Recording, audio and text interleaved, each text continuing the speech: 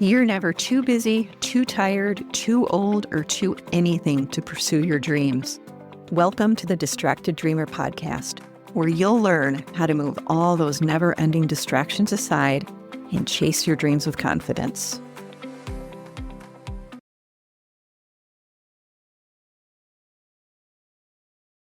Hello. Welcome back to the Distracted Dreamer. I'm your host, Carlene. And I just want to recognize you for taking a few minutes to tune in and to do this one small thing for yourself today. You know, it's been a really tough winter for so many of us. I think the last number I saw was over 1 million people without power after the recent winter storm. Somehow we were spared. Our power flickered a couple of times and that was it. And the kids didn't lose power either. And we feel incredibly lucky. But even so, it was stressful. There was this low, constant hum of anxiety, wondering when it would hit. And you know, that old philosophical question of if a tree falls in the forest and no one is around to hear it, does it make a sound? I have to tell you, the answer is yes. We heard them crashing down behind us, across the street. We literally watched several trees fall into our neighbor's yard. I've never heard trees snap like that before. And as we slowly made our way back to some version of normal, it was really heartbreaking to see the trees down everywhere and to know that some people are still looking at 2 weeks, maybe even a month, without power. So if that's you or someone you love, I am sending you so much love. And you know what? All of that got me thinking, like, how many plans, how many little everyday life things had to be paused or let go of because of the storm? And as I've been thinking about it, I've come to understand that it's not always about what didn't happen that should have happened. It's about the meaning we give to that moment, to the pivot that we're being asked or sometimes forced to make. And something happened just before the storm rolled in, like a couple days before the storm rolled in.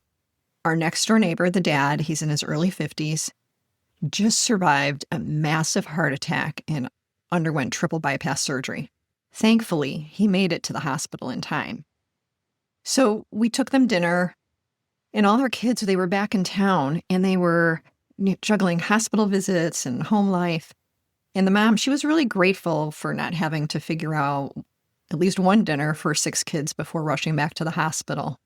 And as we talked about how he was doing and what things would look like once he came home, I thought, dang, she is handling this so well.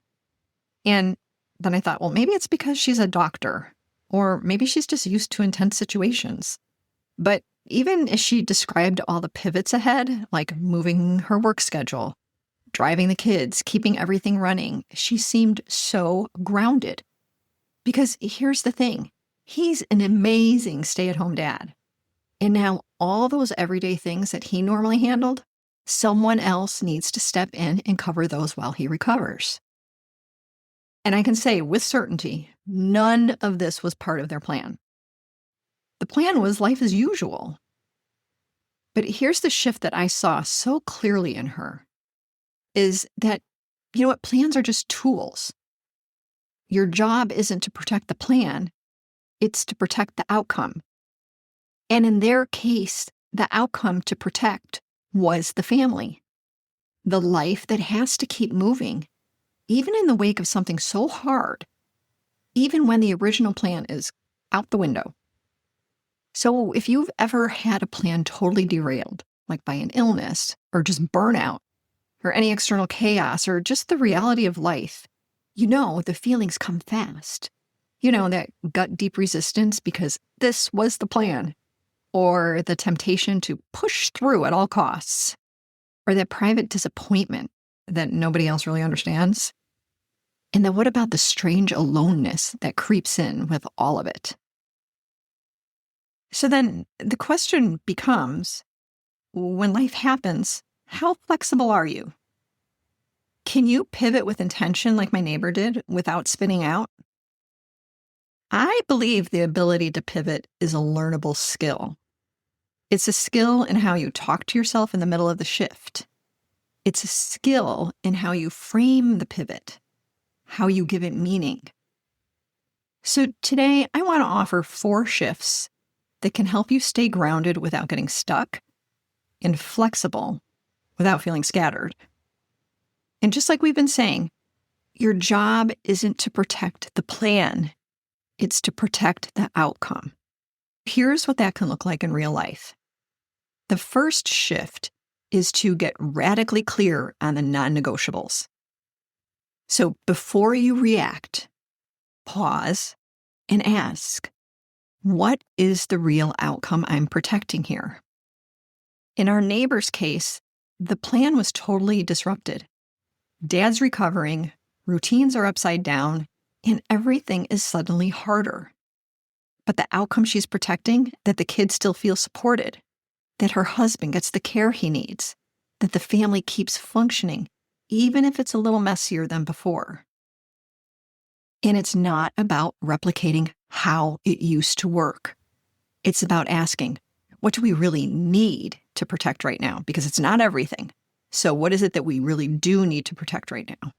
And when you know that, you stop fighting for that old plan, that old routine, and you start building toward what still matters.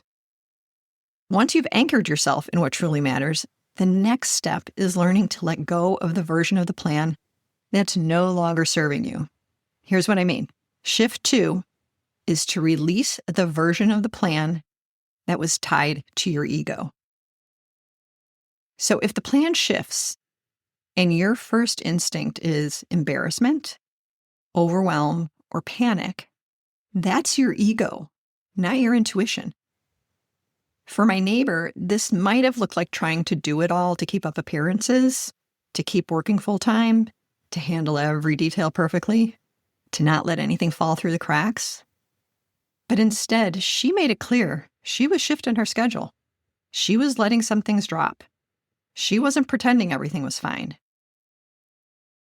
She wasn't protecting her image, she was protecting her energy. And that takes humility, and it takes strength. So the next time a shift feels personal, ask yourself, am I protecting the outcome, or am I protecting my ego? And once the ego has stepped aside, you can make space for calmer, more intentional decisions. Which moves us on to shift number 3. And that is to make decisions that serve you or who you're in service to or who you care for. Make decisions that serve you, not your adrenaline. So when crisis hits, adrenaline wants to take the wheel. It tells you, rush, fix it all, explain yourself, do more. But you know what? When you slow down, you can get some clarity. And clarity builds trust, self-trust.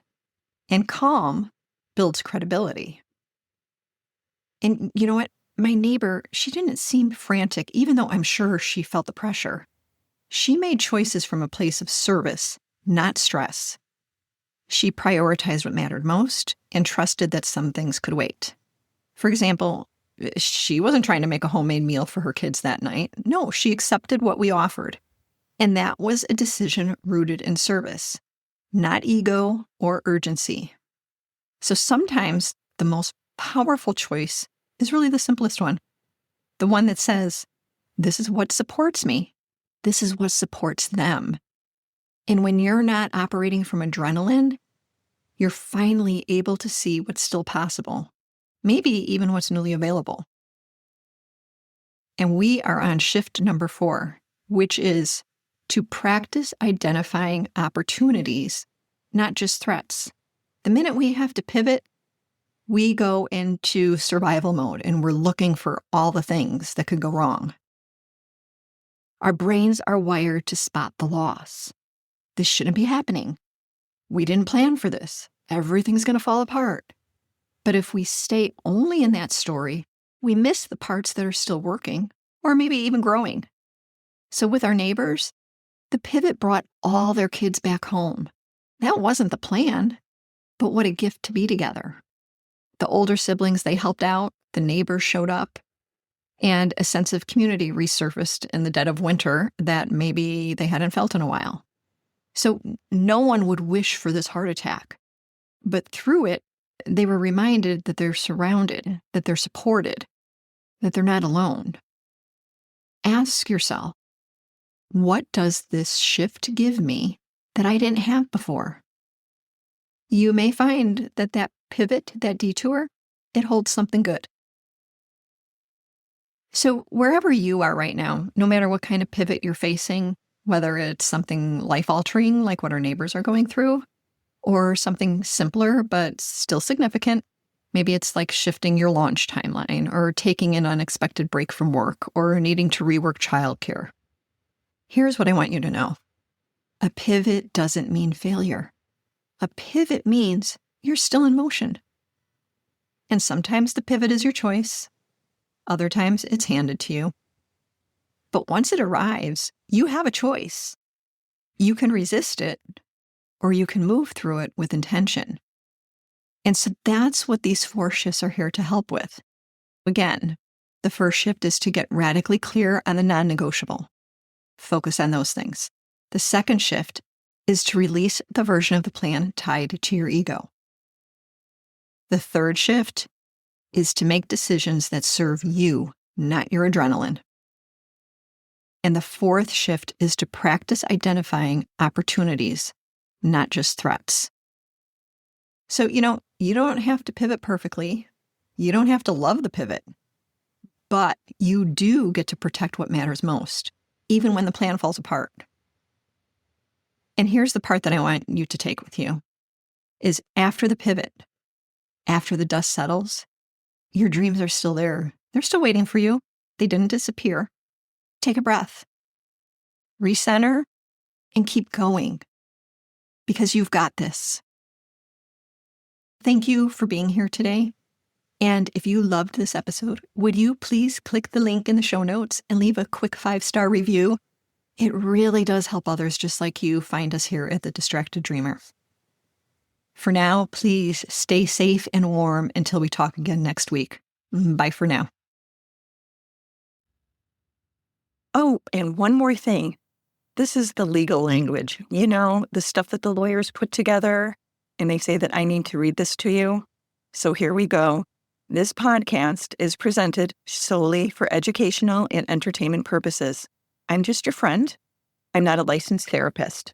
This podcast is not intended as a substitute for the advice of a physician, professional coach, psychotherapist, or other qualified professionals. Got it? Good. I will see you in the next episode.